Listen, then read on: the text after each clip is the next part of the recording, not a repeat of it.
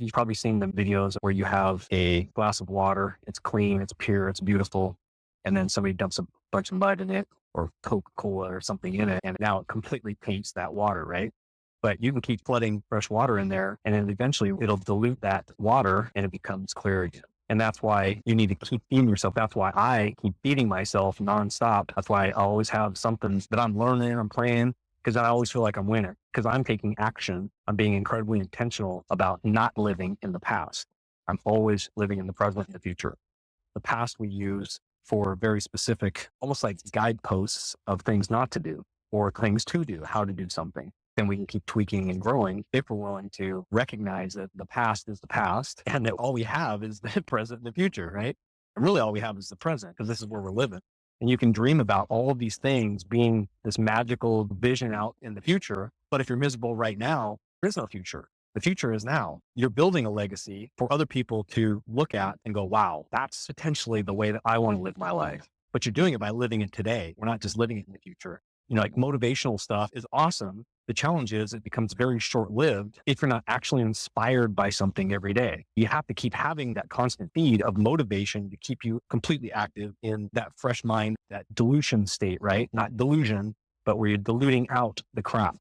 But I'll tell you the fastest way by magnitudes that I discovered is it's not about the gratitude and that's a key piece, but until you add the forgiveness piece, which is no matter what somebody else has done or how you were wronged or they were wronged or somebody that you love was wronged or somebody that you love is going through some stuff, forgiveness is the key because that is truly letting go of the past. Because if you're holding on to the thing, you're carrying the past with you. It's baggage. And most of the time we're experiencing things right now because somebody wronged us or what have you. But really what we're doing is we're reflecting against the past because we didn't let go of all this past stuff. And it brings all that extra baggage and weight and crap to this current thing, which doesn't deserve it. It's the whole thing about, sweeping the dust under the rug or sweeping the garbage under the rug or the problems or the issues under the rug. And then eventually you just blow up over something really small. And the person on the other end of that blow up is like, I just didn't make my bed. I'm sorry. I didn't mean to get the holy hell beat out of me. But that's what happens because we're attaching this pain, this experience, this feelings from the past to this current thing. And that's like negative leverage because you have so much leverage from all this crap that happened in the past. And now you're pushing onto this thing now. And that's why forgiveness is so critical.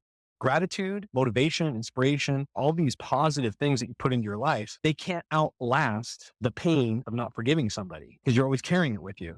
It used to take me 9 months to get over something. And then it was 9 weeks. And then it was 9 days. And then it was 9 hours. And I got myself down to somewhere between 90 minutes and 9 minutes. And sometimes it's 9 seconds because I'm just not going to allow whatever the thing is to own my future. Because from whatever that moment is that thing happened, that is the past. And I can work it through my head and go, that thing is not going to have any power over me. And I'm going to move right through it. The people on the other side of whatever that thing is, it's usually them that's going through the shit. And then we're just processing their pain, just like with our kids, if something happens to them, right? We're processing their pain. That's not fair to us. Our position from a parent standpoint needs to be consistent with being the trusted advisor that can listen with an open heart, open mind. And because we're not clouded by the judgment or the wronging that we think somebody did to our kid or to our family member or to our friends or business, you can't think with a clear head. It's hard to help that person struggling through the thing if you're feeling the thing.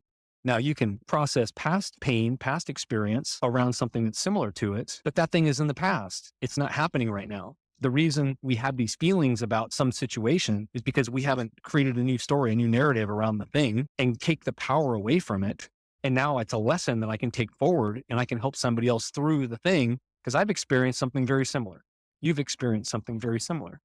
But that's why wisdom is so powerful if the adult was willing to process and move through the past. And now all the pain, the stuff that happened now just becomes amazing storylines that you can communicate really effectively to people because you did solve it. You did move through it. I always tell the story about my dad leaving as an adult now. And then even when I forgave him at 19, I was like, I'm glad he left because it forced me to turn me into the man that I am today, seeking counselors, seeking mentors. I often wonder, if he was around all the time, would I have done the things I did? And the answer is no. because I wouldn't have had to seek. I wouldn't have had to push hard. Now, most likely because of how he's wired, I probably could have ended up in a similar place. But because of all that past pain that I carried for so long and that anger that I had, I now have a very deep, heartfelt story, multiple stories around those experiences that I can share. And I share all the time with people to help them move through their thing. But the question always becomes, how long do you want to force yourself to suffer about whatever this feeling is that you have? And for me, I was like 9 months, 9 weeks, 9 days, 9 hours, 90 minutes, 9 minutes, 9 seconds. And you get to choose whatever that time block is that you want to suffer, because there's nobody else that can change that timeline for you except you. And the second that you realize that you are in 100% control of that timeline of suffering, you can move through anything. And you don't have to carry everybody else's pain. It's not your responsibility to carry everybody else's pain. And my belief is it's our responsibility to move through our pain and then use our storylines and our wisdom to help other people move quickly through their pain. And that's why I love the concepts of motivation, inspiration, the daily gratitude, but without forgiveness, it's so short-lived. The positive side is so short-lived. If you have forgiveness, you can move at hyperspeed through the thing, forgive somebody, and it gives you the permission to move from 9 months to 9 seconds on that timeline.